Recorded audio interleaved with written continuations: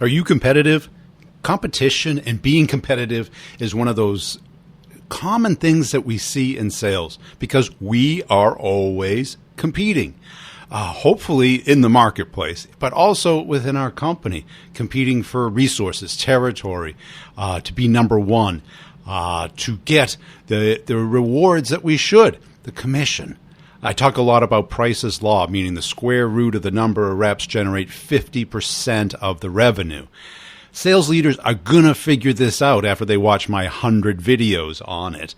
But sooner or later, they're going to value those number one players. And don't you want to be number one? It's always been a driver for me because when you're number one in the company, you know you're doing well. And our competition can be our barometer of where we stand. And it's not about beating somebody. Well, it is in the marketplace. It's more about being better. Every day improving just a little bit. So today we've got a guest who's made that climb from average to exceptional in sales to number one in sales. And we're going to talk about his journey. And through this, you'll start to see some patterns, some key distinctions that you're going to learn through your career. Now, you can learn them on your own and spend 10 or 15 years doing it. It's up to you. It's your life. Or you can learn from others. Genius is the ability to learn from others' mistakes. Most of us, we have to make them on our own. Some of us, we have to make them over and over again. But the few that can learn from other people's mistakes really have it. Because you save all that time, all of that heartache, and all of that pain. Learn from other people's mistakes. They're not lying. They're not making it up. And yes, your situation may be different, and we always put it outside of ourselves. We've got to own it. And I think you're going to like this story. It has a lot of the consistencies that I'm hearing from the great reps, because I've done this series not about experts or authors, but people who have lived the game of sales, who have climbed to the top. And a lot of these people haven't had to be in sales. They want it to be in sales, either for the competition, the revenue, the lifestyle, the income. All of those things are great, and that's why we're here. Some of us can't do anything else, but that's okay. We're going to have fun with this interview. Before we get into it, please check out our partners over at CoVideo. Video is just crushing it. You're seeing everybody coming out with video-type products, but video email is one of those ways of engaging with people. And what you constantly hear in these great salespeople is that connection with the other person. We try and separate this out, stay at this logical level, this business, professional level. And that's okay, but that's transactional. We want to get at the transformational level, the level of connecting with another person so that trust is built. I call it the mammal level.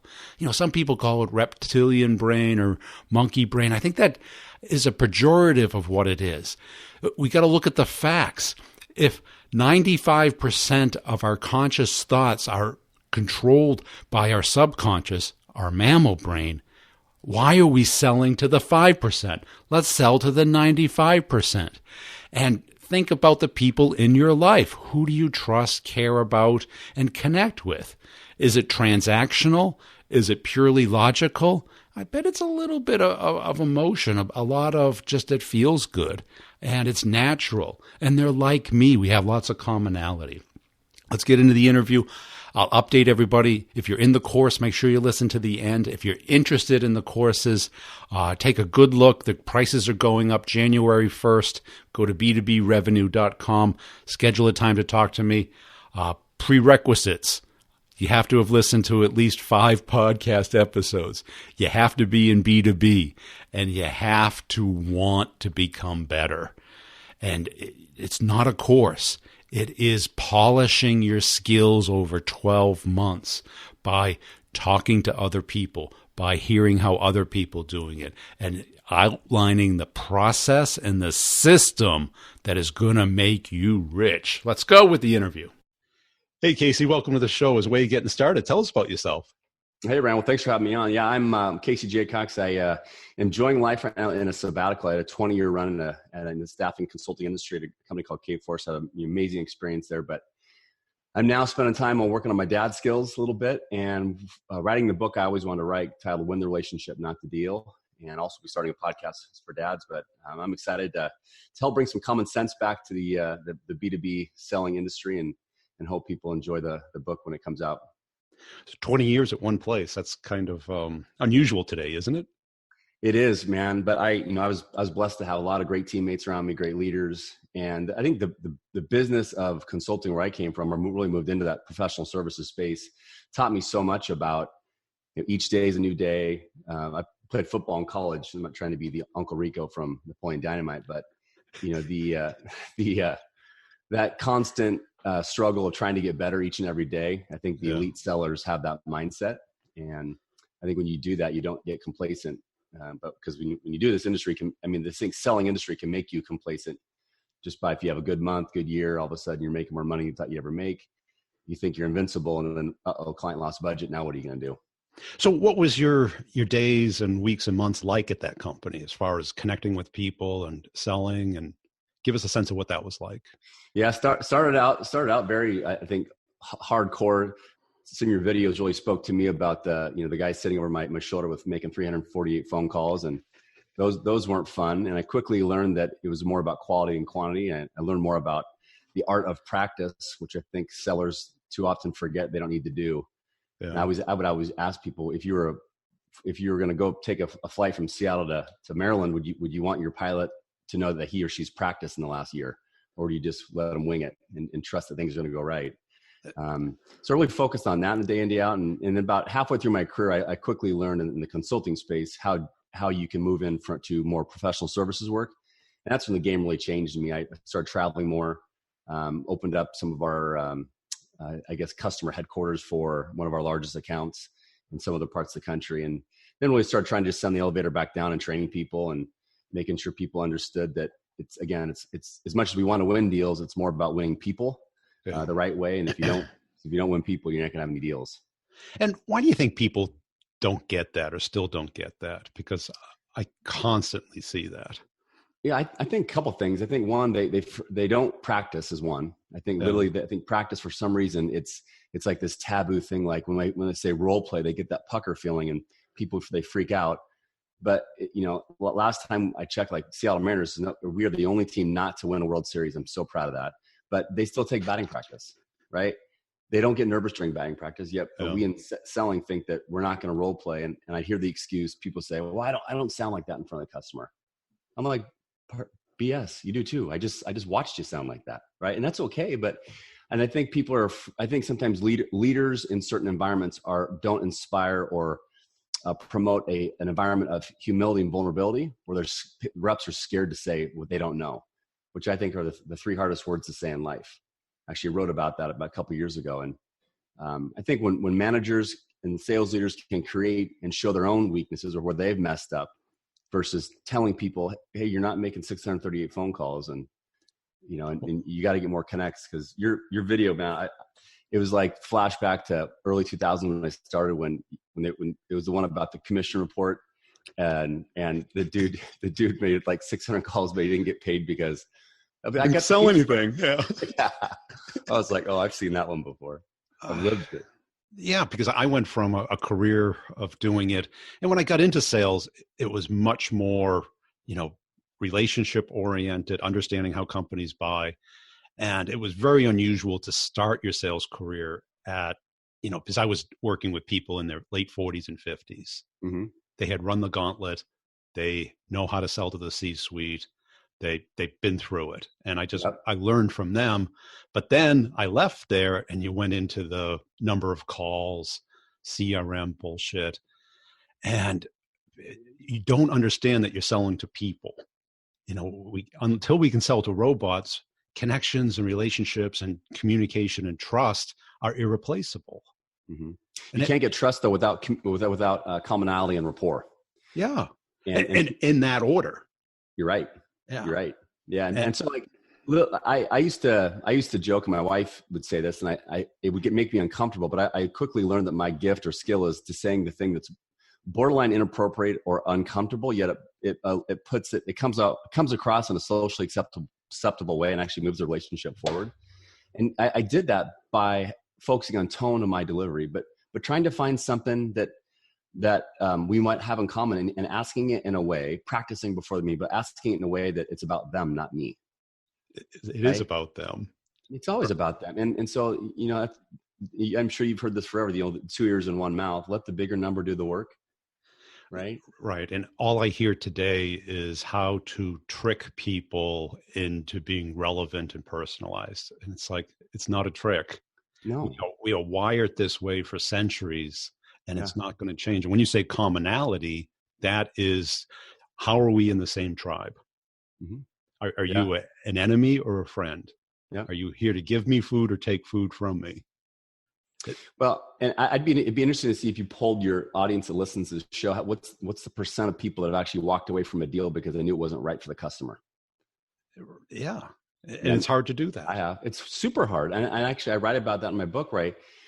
It was a deal that I wanted so bad. It was a customer I wanted so bad. I worked literally for 3 years to try to reach this guy. And when he asked us to do it was like something I think we could do, but the time frame was so short and the risk was so big. And in my mind, I joked that when I told him, unfortunately, I can't do this. It's like, I can do this. But there's no way I can meet what you want me to do. And even if I do, it's not worth the risk of not doing it, because what I don't want is you and your buddy, and you guys are taking a leak in the bathroom, and you're like, Jay Cox, oh yeah, that's that douchebag that oversold us and brought down the entire conference because he didn't know what he was doing. I was like, I don't want that. I'd rather you say he was the guy that was honest, set my expectations, treated me the way I want to be treated, and helped me keep a business relationship going. And it is. And you don't want bad business, because it turns into a support nightmare, a reputation nightmare, right. And that cashing the commission check, gives you a momentary thrill, but you're going to have 3, 6, 9 months of nightmare ahead of you. Mm-hmm. Take us through your sales journey and kind of the steps of, kind of enlightenment that I call, because, I've had mine and I like to hear others. Yeah. I mean, I think mine was, out of the gate, it's this funny story. I left the barcoding label industry, which I called them stickers. And they're like, they're labels. I'm like, no, they're stickers. I was a 22-year-old smartass. And when I got to this new company, one of my good buddies, Kelly Hansen, tried to get me to go to this company called Hall Kenyon at the time, now bought by Kforce, back in 2004.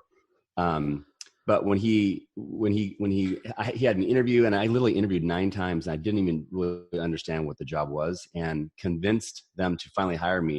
And they said, the only ways we're going to hire you is if you become an hourly contractor. Yeah. And so naive and competitive as I was, and not too smart, I said, sure, that sounds good. And I was so mad that I said, screw it, I'm going to do it. And literally I went in and just outcompeted most people, proved them that I always felt like I had something to prove. I don't know if it's like the Division II athlete, the chip on your shoulder. And once I got going, then I had some success, and I thought, man, this is great. And all of a sudden, again, like most salespeople do, they get complacent. Sometimes it's subconsciously. And all of a sudden I went from a good run rate in our business down to 0. I was like, what the hell just happened? And I quickly learned I had that happen multiple times throughout my career. And as my sales career moved up, those heartaches or tough times when you'd have massive sales dips, it didn't hit me as much, because I wasn't having to close a deal to pay my mortgage or pay my car payment or take my wife to dinner or go golf with my buddies, because I planned for it. Yeah. And I think that's one piece of advice I'd always give younger sales folks is, if you do the things that we're taught in kindergarten about treating people the way you want to be treated, they taught us that for a reason, yet we forget as adults to do that. When you come into the office and you treat your admin staff like shit, pardon my French, and then you wonder why they don't want to do anything for you, right? It's just like the customer it's about them. I always treat my internal customers were just as important as my external ones. Yeah. If it was about making life easy on them, whenever I asked them to do something, it was a no-brainer, right? It's like quarterback. I used to always thank my linemen often. I got them in the paper. I made them spaghetti Thursday nights. It's always about other people, not yourself. I think when you as a seller get that, life's going to change.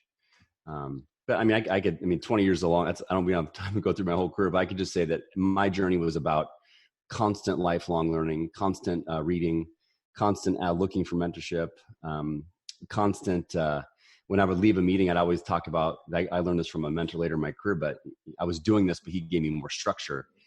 We called it the give two, take two model. 2 things I did great, 2 things that I wish I could do better. Yeah. And I'd ask customers that. I mean, as basic as, after we won a deal or lost a deal, I'd say, what are 2 things you enjoyed about working with me and my team? And 2 things we could have done better based on your experience with some of my competitors. And the goal out of that question was 2 things. 1, get great feedback, but 2, have them say, Casey, that's a great question. And if I could hear them say great question, I made them think. And so, I call that a postmortem. And that was one of the epiphanies I had was, and most of my sales, certainly in the beginning of my career, was face-to-face. So you had these meetings. I'd prepare in the car before I went in, go through, and then afterwards I'd do a postmortem. And sometimes you'd be flying home, so you had a couple of hours to do it. And I would take that and put the news, because guess what? Once it's up in the air, that's not the time to figure out something's not working. So I love that. You actually, I have flying analogies in my book. Yeah, that's funny you say that. You said something a second ago, and I just lost my train of thought. I usually joke this is called CTE brain from college football, but anyway, I'll let you carry on. Well, because I think in sales, we get the Dunning-Kruger effect, meaning we get to a certain level of competence and then we don't progress. Yeah. And what ends up happening is we become less and less competent, but we assume we're still competent because we had that great year, that great deal. And we look at sales like riding a bicycle, where it's binary versus evolutionary. Yeah. Because totally. And I just, you made me think of something else. So I think that's, as I look back in my journey to the question a second ago, it's easy to have one good year. It's really hard to have, 14 straight good years and be on the sales trip, 10 times in a row, 9 times in a row. And for me, that was what I took most pride in, was I didn't change as the person I was. And that's advice I'd give to selling audiences. No matter how great you are, if you're really good, you're going to tell people, but if you're great, other people are going to tell you. Yeah. And you're right. It's a journey. It's a career. It's like, your videos are so true. And I know you try to be funny with them. A lot of them are. And I hope people are like, take those for heart, that you're not making this stuff up. I've lived some of those pains you're talking about. Like I used to, they're all true. They're all true. Like a 15-page email. And I'm like the most coachable, respectful sales guy. Even as I was our number 1 guy for 10 years in a row, I'm like, I still wanted to get better. But finally I said, I delete his emails. I can't read them. I mean, it's like going back to get a senior thesis in pre-med. I'm like, dude, I'm trying to move stuff forward. And if it's that important, come talk to me. Like, and fortunately, some people just don't get it. Back to the point I made earlier about sales leadership. Yeah, because what I heard, your epiphany, maybe I can articulate it, that outward mindset, that knowing it is about somebody else, that takes 5 or 10 years for a lot of reps to get. And it took me a long time. And I'm not trying to say I was some genius. Yeah. Well, Malcolm Gladwell said 10,000 hours. Yeah. Right. But that's 10,000 hours of constructive practice, not just showing up. Yeah, you're right. That's very different. Totally. A lot of people show up and go through their cadence and hit buttons all day. And then throw in lack of self-awareness there too. Yeah. And let's face it, to become aware, we have to be coachable. And what I'm finding in sales is a lot of people who come from either the performing arts, athletics, or military, all of which require coaching. With video. Which requires the acceptance that we're not perfect. Film never lies. Right? And you're like, wait a second. It's a camera trick right there. I didn't do that. Yeah, Coach, I swear. Well, you did. I just watched it. You threw 4 interceptions in the first half. I watched them.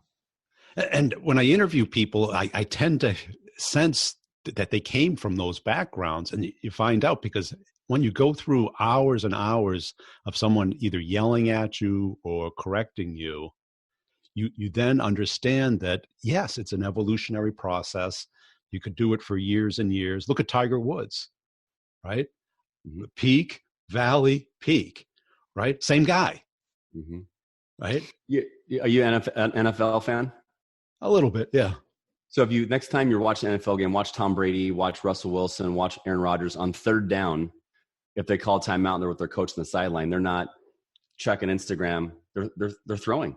They're literally warming up their arm. They're throwing. It's about repetitions, about reps. Those guys are NFL Hall of Fame probably quarterbacks, and they're still trying to get better on third down for their team. They've thrown thousands and hundreds of thousands of footballs. Yeah, and my favorite pre-sales call stories. I had a manager. His approach was, let's go in and see what happens. And I'd be like, waste of time. Right. And I'd be like, why do you want to meet at Starbucks 2 hours before the meeting? It's like, what do you think's going to happen? Right. I'm playing the game in my head so that we know what moves to make. Yeah. And I'd be with people who like talk about baseball and stuff. That's okay. That's a good 10 minutes of the meeting. Mm-hmm. Let's get to the meat of the meeting and then the actions for the next step. And do we have time for a quick humbling coaching story? Go ahead. So you made me think of this a second ago. So at the tail end of my career, I was part of a team that led a sales transformation for our company. We were essentially retraining 800 reps on how to lead with the problems we solve in an articulate way that was consistent across the company. And in that, this company we hired was some amazing smart people. And part of this journey for me was I had to get passed as a facilitator. And so in my mind, I knew it in my head. I practiced a little bit. I thought, which was enough. And I went and presented one morning. We were down in Dallas, and the gentleman goes, I felt like the body language was positive, getting the head nods, like, oh, this is going good. And he goes, how'd you think you did? I was like, well, I thought I went okay. I was comfortable with I feel like I delivered it well in an articulate way. And he goes, so Casey, I'm going to be honest with you. So what I've heard about you is that you're elite here at this company. I'm going to pass you. And that was a decent job, but that was nowhere near elite. Next, who's up next? And I was just like, what the F just happened? And in my mind, I have two thoughts right there. I could be like, screw you, dude. You don't even know who I am. I'm the number one guy at this company, but that's not how I'm wired. I said, I was so pissed at myself, so mad at myself. And the next day we had to deliver content again. And I remember at the end of the day, just feeling this rage inside me, trying to like not let my emotions show. And some of the guys in the team wanted to go grab a beer at the bar. And I said, you guys, I got some work to do. I'll be down a little bit. Well, from 6:30 until 10:30 in front of the mirror in the hotel room, I'm preparing, speaking, role playing. Like if the housekeeping they would have thought this guy's got a screw loose if they saw me presenting in the mirror. And anyway, fast forward the story to the next morning. I went and saw our CMO in the lobby. He knew something was not right. He said, are you okay? I'm like, I'm just ready to go. Walked in. My buddy goes, hey, Casey, do you mind if I go first? I said, yeah, unfortunately I do. I'm going. And then the guy goes, all right, we ready? I'm like, let's go. And I went and I'd practiced so much and I was my authentic self. And when I got done, all he said was, that's elite. That's what I was looking for next. And I didn't need the fluff. They didn't need but to me, it's like, that was at year 18 in my career. Right. And if there's anybody listening today, hopefully a lot from your show, you're always coachable. You guys, there's always something you can learn no matter what you think, how great you think you are. No one's perfect. And once you admit that, it is a freeing feeling. It is. The anxiety goes away. The fear of trying to be perfect, that goes out the door and you become yourself, which people want to buy from you. There's a guy named Mike Robbins I heard speak, and it's a great quote. He said, be yourself because everyone else is already taken. To me, it's a great read. And I think the challenge is that we have to be so confident when we're talking with a client.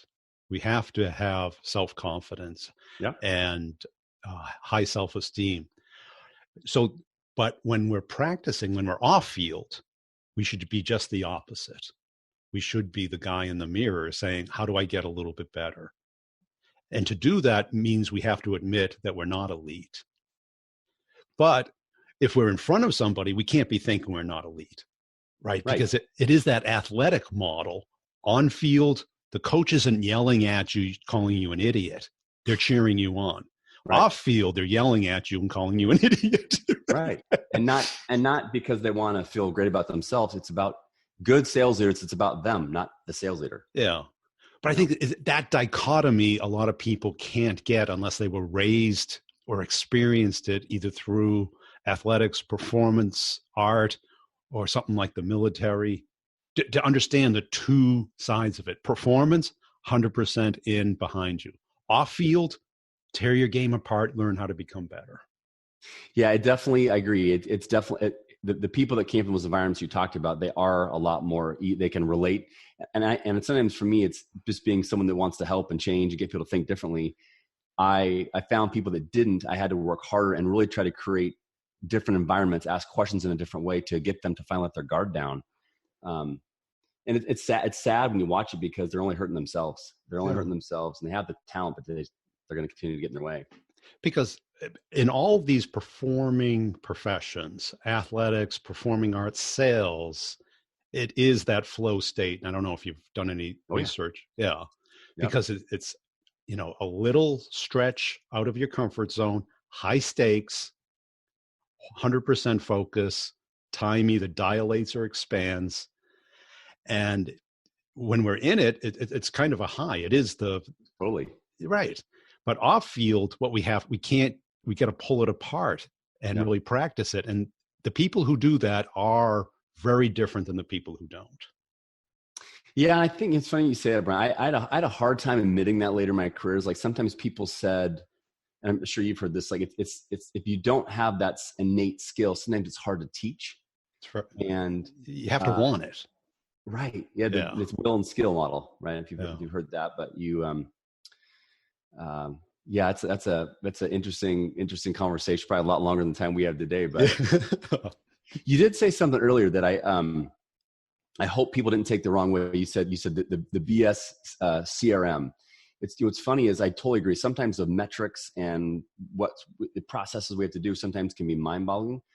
However, for some of the younger reps listening, for me, I could say one of the number one things that helped me along my career was documentation in real time, not delaying it a week, 2 weeks out. But when you document, to me, that's the gold, right? That's all the evidence to me for me to solve the case about, and all that evidence allowed for me to prep and plan to ask great, thought-provoking, open-ended questions for the next meeting.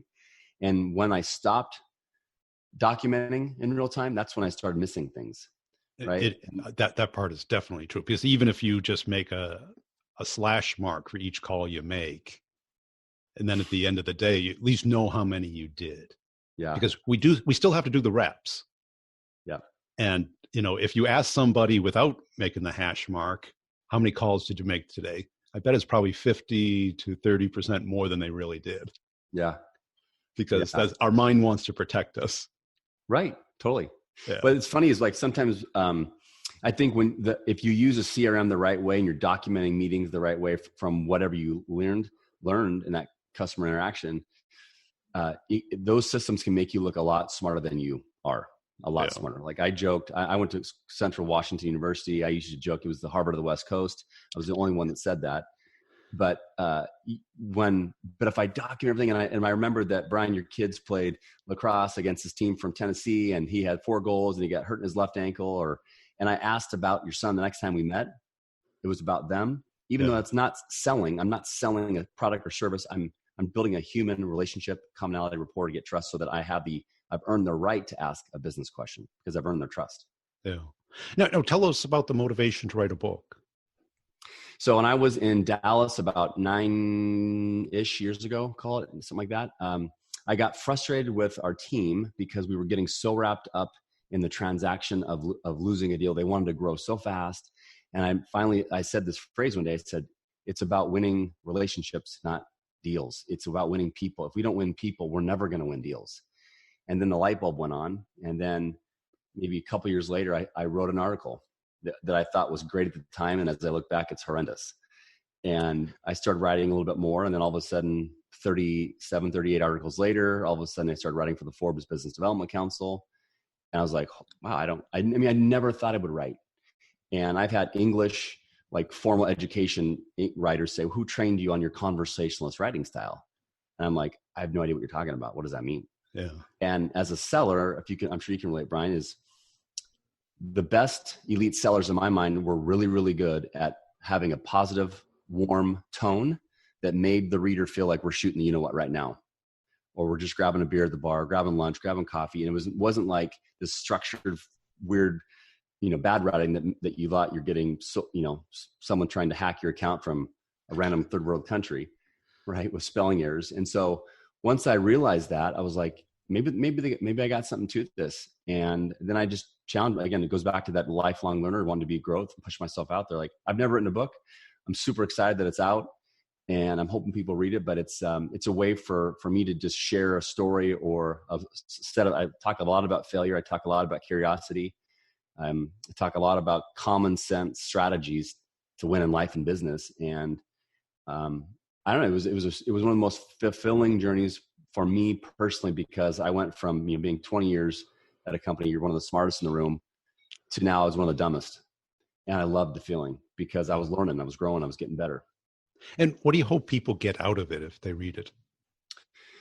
It's a great question. I want people to realize that success, you talked about this a second ago earlier, success takes time. Nothing, unless you're going to develop the next YouTube and it's going to be called YouTube Part 2, then people buy it, To me, it's about patience. It's about the lifelong journey, which I know a lot of your videos have talked about. It's about a sales career. I want people to know that some of the common sense things we learned in life, if you commonly practice them in a consistent way, you will be successful in life. The things that you don't want to do, there's a choice. You're either you will get better or you will get worse that day, based on these six things that I'm talking about doing. And it's not like I made them up. Just like Stephen Covey talked about his 7 habits. Those weren't his habits. He just did them more consistent than most people. He curated them. Yeah. As I'm writing this book, I just want people to realize that it's really, there's not a secret. We're not going to cure cancer with this message. We're not going to figure out a new way to fly the 747 part, whatever. It's about simplifying your life, simplifying the way you sell and the way you build relationships with people in an organic, authentic way. Consistently over time, if you do that, I'm convinced you'll have success, because I'm proven it worked for me. It worked for many people I trained and mentored. And how about the timing? Is it already out, or? Yeah, it came out in January. January. Yeah. And what formats is it in? It is in I know most salespeople, they want pop-up or scratch and sniff, so it's not in that model. No, I'm joking. Flashcards. Really big words. It's like 28 font. Pop-up. Right. No, it's in Kindle. It's in the Amazon Kindle store, and it's also in paperback. So, and the book's about 185 pages, and I wanted to be short enough that a seller who's got a busy lifestyle, he or she can still read it, consume it. And there's a lot of exercises I put in the book about ways to think. There's a social media part at the end where I'd love for them to tag myself and others about these 6 principles and tell me how they're working for you. But I think I want people to really get, like I mentioned earlier, just get that. Hey, why am I making it so hard? Right. Cool. And where can people go to connect with you? I'm on LinkedIn. I'm on Twitter. You can go to caseyjacox.com is my website. And right there, you can also learn about my podcast for dads, which is called the Quarterback Dadcast. I'm out there trying to bring some vulnerability and humility to us manly guys out there, which is, I'm not a manly guy. I think I've been to Home Depot once. I'm not really sure what you do there. And then you can yeah, exactly. I can type fast and talk, but I can't fix things. And I make fun of myself all the time about that. That consistent pattern that I hear through all of these interviews is that it's not just knowing, it's internalizing and practicing, coming up with routines, systems to do what you want to do over and over again. And we hear this, but do we do it? Do we have a system? Do we take what we know in our head, put it onto our computer, our iPad, a piece of paper, a whiteboard, and then think it through? Talk to other people about it. Ask how other people would do it. Look for blind spots. Remember that from last week? Blind spots. And, whether you role play or not, I think if you can do it, I think it's great. It works. We all know it works, but it's hard to find somebody else to do it. It's hard to stay in character. It's hard to not feel goofy. But if you can find somebody else, do it. We all have a little role-playing machine in our pocket. Take it out, videotape ourselves. Believe me, you will find areas to improve in. I started when I went out on my own with, that was a long time ago, so the cameras weren't nearly as good as they are today. And boy, did I become better at it and learning from it. And those little improvements every day, just reminding ourselves, like a sport, it is a performance. It is not a knowing. We all know how football is played, basketball, baseball, any game. We all know the rules. We know the motions, but how well you do it is a career. And that's what the courses are all about. It is about how do you have somebody and a community to get feedback, to ask questions, to hear other people talk about their deals and how they're closing them, and to understand the pitfalls. Do you understand how your company buys? Not your company, but your customer's company, and how to influence it and control it and lead it. How do you prevent the pitfalls of all of these things? How do you start a conversation with a stranger and then have them flip it into what you do and how you guys can work together? We are working at this transactional level, which is logical but rarely effective, especially today when everyone is bombarded with messages, with pitches, with requests, and the default is no. You go into a retail store. How can I help you? Oh, I'm just looking. Everyone is saying, I'm just looking, but you're not engaging with the person because you're working at the transactional level. You got to get to the mammal level and understand the stages that people go through. The progress that people are making in these courses is game changing.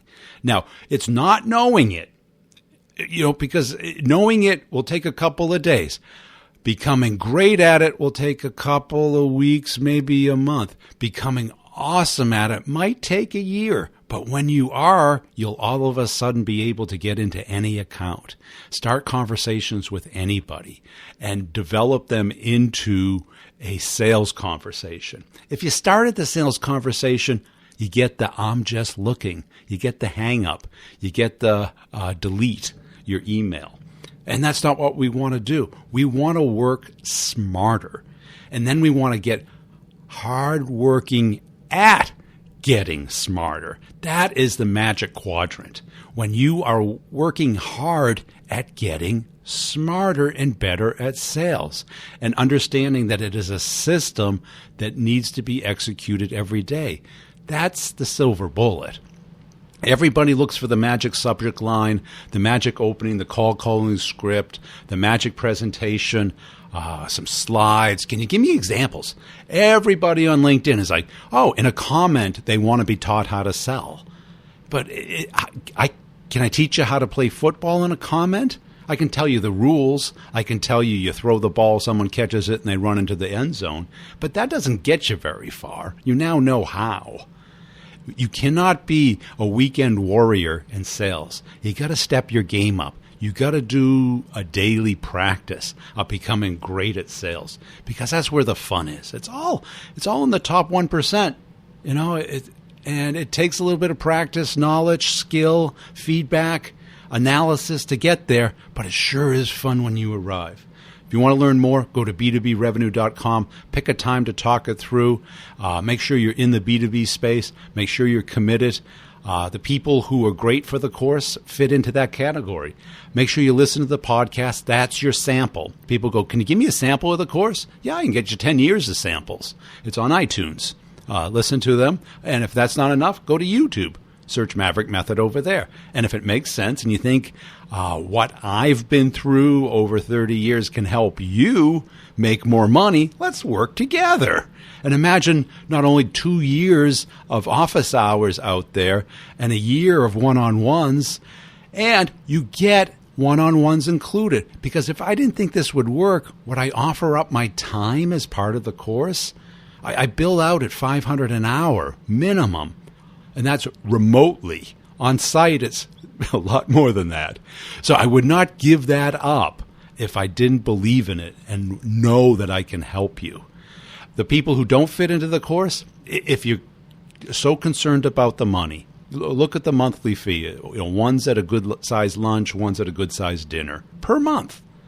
And it's not a membership. It's a 12-month payment plan. And if that is overwhelming, don't do it. I don't want you to to do it so I get money. I want you to do it because you want to become better.